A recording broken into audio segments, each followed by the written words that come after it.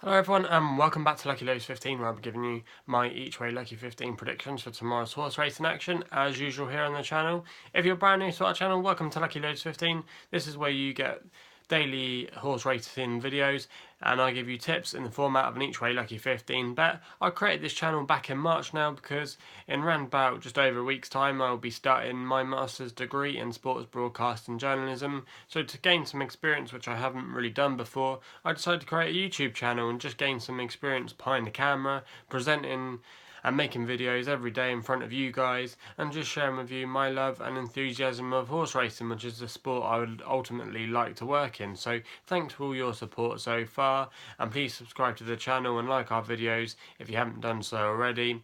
Like I said, my dream job is to be a horse racing journalist, so I've just come really to do some tipping, but also as well I have looked at other things. I created a series called The Load Look where we look at a debate or an issue within horse racing every week, and it's been going down not too badly at the moment. We've looked at lots of different debates. This week's one we've been looking at who are going to be the main contenders for the national hunt titles in the Trainers' Championship and the Jockeys' Championship, even though we are already a few months in, but we'll be coming up soon to the main events of the national hunt season where all the big festivals coming up, and that'll be really kicking off really as we get closer to the autumn, which we're not too far away from already. So go and check that vlog out if you haven't done so already. So that's a interesting vlog. I hope you'll enjoy that one. But anyway, enough of me talking about my experience so far and what this channel is all about. I'll just run through on how today's selections ran. It wasn't a bad day in the sense that our horses ran with credit. I told you last night I thought I had a gut feeling with a horse called Bambino Lola at Salisbury in the only Group 3 race of the day. It was a pretty close race in the end, and a 40-1 shot won that, the Richard Hannon trained horse. That was a bit of a shock on the cards there, but Bambino Lola never really got into the race and ran on a little bit towards the end, finishing, I think it was in around about 6th place in the end.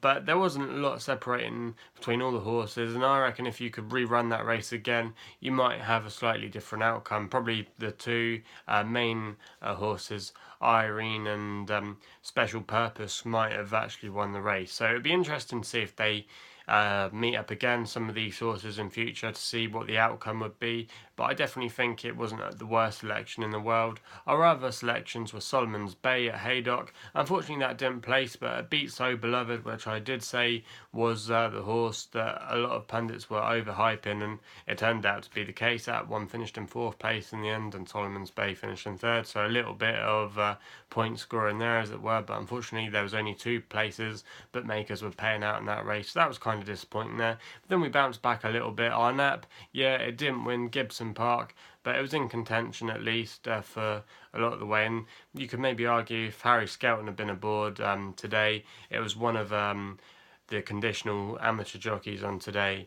so you might say that had something to do with it, but that's horse racing. It ran okay, it placed, so we'll take that. And then our last selection was Chelmsford on the all-weather with a horse called New World Power for David Simcock.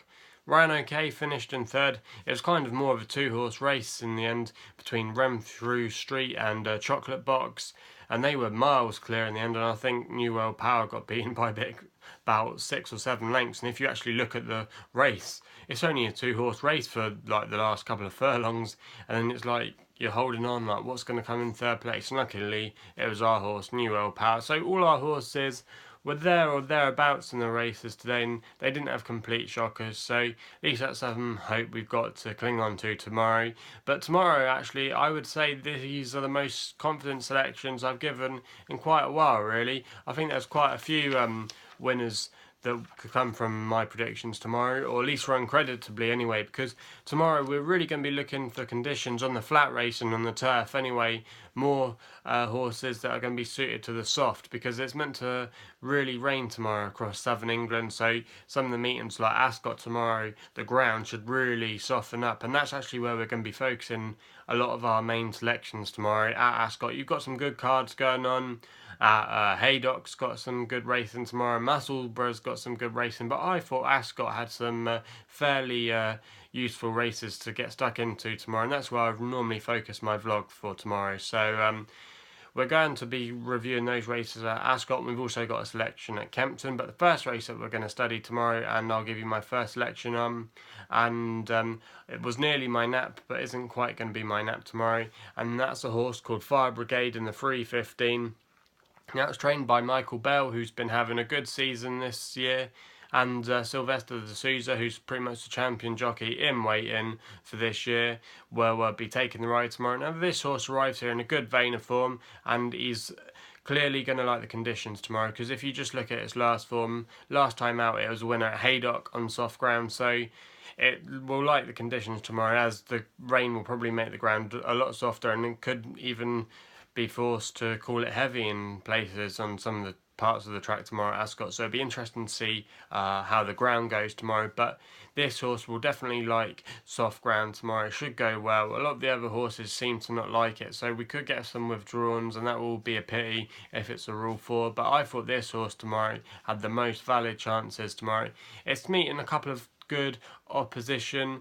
I think there's one horse, Roger Varian trained horse, but that is the market favourite at the moment. But I wasn't keen on that, in the sense that we haven't seen it for a while and we don't know how to handle the ground. Well, we know Fire Brigade should like the softer ground. He's already got a couple of wins in his career on the softer ground, and I thought, when you're looking at the bigger picture overall, Fire Brigade was probably the more likely winner in the race and the one you probably want to back. So I thought 5-2, that wasn't a bad price for something that, if the Roger Varian horse is withdrawn tomorrow, will definitely go off the market favourite, and there could be a massive Rule 4 deduction in it. So 5-2 might not be a bad price at this stage to take. So that's going to be our first selection to kick us off at Ascot tomorrow.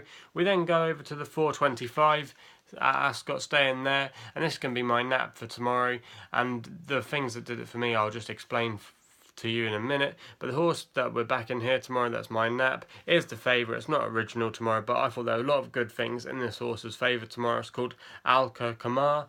I hope I pronounced that right. It's a Godolphin runner, trained by Charlie Appleby, and Ryan Moore takes the ride tomorrow. You don't normally see him in the Godolphin colours. Normally it's the Ballydoyle operation for Aidan O'Brien. He normally rides in the big races, and it's the likes of someone like Jim Crowley or James Doyle normally riding for Godolphin. So be interesting to see how Ryan Moore gets on tomorrow. But this horse, I thought, had really strong claims tomorrow and was a really interesting runner. Last time out, it ran at Royal Ascot in a Group 2, and even though it finished 9th or 13th, it wasn't beaten by a country mile, and a lot of races, or a lot of horses, sorry, have come out of that race and gone on to win and produce some good things, and that's a very strong piece of form. It was won by Stradivarius, who's tipped to be one of the St. Leger favourites, so yeah, that race has produced a lot of good horses and a lot of winners, and that's a red hot piece of form. Also as well, before that, he'd been running at York in a handicap where he raced on soft ground and absolutely blew everything away that day. And before that as well, he has had a ride on soft where he finished second, so he will definitely like the conditions tomorrow. Also as well, he's been gelded since, so he's gone away, he's had his gelding operation, and that normally tends to bode well for horses. And tomorrow as well, he's going to be receiving a lot of weight, I think nearly a stone nearly from some horses, or at least half a stone from the majority of them, because of his age. So I thought that was a major factor tomorrow, and I thought this horse, currently 15 to 8 with bookmakers, is definitely the one to go for in this race, and will take all the beating tomorrow, and that's going to be my nap for tomorrow and my second selection there. So that's the horse there, Alqamar, running in the 4:25 at Ascot. We then stay at Ascot for our third selection in the 5 o'clock, and we've gone for a horse called Truth or Dare, currently 11 to 1 with bookmakers at the moment, trained by James Bethel, and Ted Durkin will take the ride tomorrow. Now this stable is in red hot form at the moment.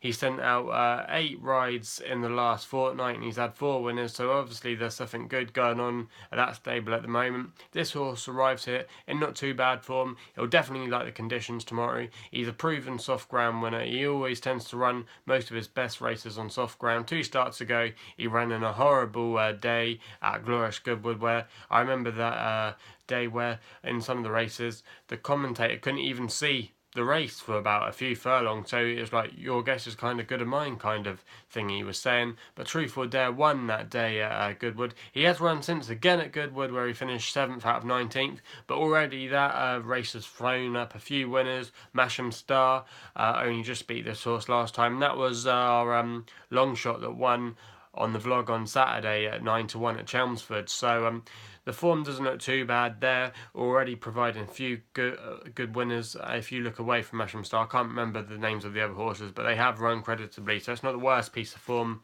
that you're looking at there, and you could probably maybe forgive it, and it potentially could run another big race. And I thought 11-1 tomorrow from the each way angle, with the way that the ground's going to change tomorrow and maybe horses withdrawn, this could be potentially a horse to be with tomorrow. So that's my third selection there tomorrow in the 5 o'clock at Ascot. Now we go away from Ascot, we go on to the all-weather action at Kempton, and we go to the 8:20 tomorrow with a horse called Bush House that we did actually back at the Ebor Festival at York, but that was a bit of a nightmare run in the end. But I think you can really forgive that horse's performance that day. It was stepping up in trip, and it really didn't get the trip. And the conditions as well probably didn't suit it either, with the way the ground was. He's back on the all-weather tomorrow, this horse, and he's a proven course and distance winner. He's trained by Hugo Palmer, whose stable's been in reasonable form of late. Jim Crowley as well has been riding very well again this season, and he'll be taking the ride tomorrow. And I thought this horse, I don't know why it's 12-1. I really don't. I thought this horse should be something like 4-1. I think this horse is definitely well overpriced tomorrow, and it nearly was my nap again. Like I said, I've seen a few horses tomorrow at prices, and I'm like, why the hell are they that price? But I thought Bush House definitely had good claims tomorrow. He's going to be receiving bags of weight as well, so that will definitely help its cause tomorrow. Also as well, the proven course and distance form suggests that this horse will like the all-weather. He's run a couple of times on the all-weather and put in good performances. He's also from stall 5 tomorrow, which will definitely help the horse. And I thought this horse tomorrow at 12-1, like I've already said, is an absolute steal, and I think you should take that price now. I really think that is a good horse to go for tomorrow in this race, considering how tightly handicap marked there are and the potential they have. I really don't understand the vastness and price of some of these horses tomorrow. So that's going to be my selection there in the 8:20 at Kempton, and hopefully we'll have a good day tomorrow. And like I said, they're the most confident selections that I've given in a little while, to be honest. So that's what I think will run well tomorrow. If you disagree with me and think other horses will turn up that I haven't mentioned in those races, please let your opinions be known in the comments box below.